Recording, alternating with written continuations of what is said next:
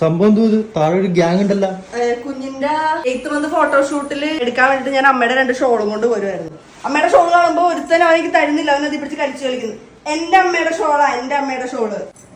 അത് എന്റെ അമ്മയുടെ ഷോളാണ്, എന്റെ അമ്മയുടെ ഷോളാണ്, ഇത് എന്റെ അമ്മയുടെ ഷോളാണ്, നിനക്ക് ഞാൻ തരൂല. തരുന്നില്ലടാ, സമ്മതിക്കുന്നില്ല.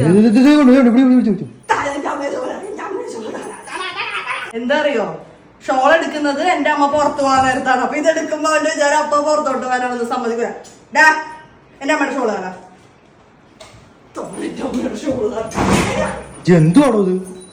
ഇപ്പൊ ഞാൻ അമ്പുടൂന്ന് സമാധാനം പറയേണ്ടി വന്നാല് അവന്റെ കളിപ്പാട്ട പാത്ര തരുന്നില്ലടാ. നോക്കണം,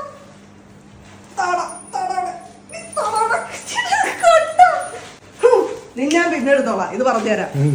ഇത് ഞാൻ അരിമണിക്ക് വേണ്ടി വാങ്ങിച്ചതാണ്. ഇത് അവന്റെ കളിപ്പാട്ടം എല്ലാം കൂടെ എടുത്തിടുന്നതാണ്. ഇവിടെ ഇരുന്ന് കളിക്കാനൊക്കെ കളിച്ച് കഴിയുമ്പോഴത്തേക്കും തിരിച്ചെടുത്ത് ഇതിനകത്ത് ഇടും. ഇതിന്റെ സെക്കൻഡ് എന്ന് വെച്ചാൽ ഇത് നമുക്ക് ഇങ്ങനെ ഓരോന്നായിട്ട് ഇതേ വേണ്ട, അവനെ ഇരുത്തി ഉരുട്ടാല്ലേ പുറത്തുണ്ട്. അത് ഞങ്ങൾ ചെയ്യാറുണ്ട്. ഇങ്ങനെ ഓപ്പൺ ചെയ്തിട്ട് ഇതിന്റെ അത് ഇട്ടോളൂ. കുറച്ച് അവന്റെ കളിസാധനങ്ങൾ രാജാവേ. ഇത് കണ്ടോ, ലൈറ്റ് എത്തും.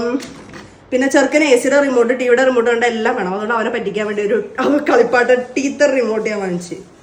പല്ല് മുളയ്ക്കുന്നതിന് മുമ്പ് പല്ല് മുളച്ച് വരുന്ന സമയത്തൊക്കെ പിള്ളേർക്ക് ഈ കൈ കിട്ടുന്നൊക്കെ വായിക്കൊണ്ടുപോകത്തില്ലേ. സോ ആ സമയത്ത് കൊടുക്കാനുള്ള ഐറ്റംസ് ആണ് ഇത്, ടീത്തേഴ്സ്. ഇത് ടീത്തർ. ഇതുപോലത്തെ ഐറ്റംസ് ഒക്കെ ഉണ്ട്. വേണ്ടവർക്ക് ഞാൻ താഴെ ടാഗ് ചെയ്ത് കൊടുത്തേക്കാം. ഈ ബോളും ഇപ്പൊ കാണിച്ച സാധനങ്ങളും പിന്നെ ഈ സാധനങ്ങളും അടക്കം അവിടെ ടാഗ് ചെയ്ത് കൊടുത്തേക്കാം. ഞങ്ങള് ഇതൊരെണ്ണം അവന് കളിപ്പാട്ട് ഇട്ട് വെക്കാനായിട്ട് ഉപയോഗിക്കും. ഇത് നമ്മളിങ്ങനെ എടുത്ത് ഇങ്ങനെ തുറന്നിട്ട് അവര് ഇതിനകത്ത് ഇരുത്തിട്ട് ഇരിക്കൂട്ട ഉന്തിക്കൊണ്ട് കിടക്കും. ഉറങ്ങിയില്ലെങ്കിൽ ഞാൻ കാണിച്ചു തരാം, നോക്കട്ടെ. എന്റെ നമ്മുടെ ഷോ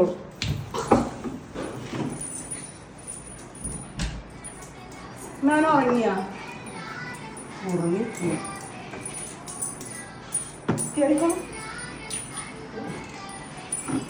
അതിന്റെ കൊണ്ട് കൂടും പറ്റില്ലടാ.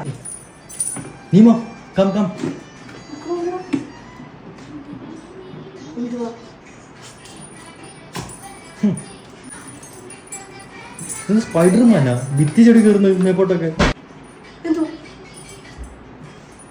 കൊണ്ടുപോയത്. മാല പൊട്ടിച്ച്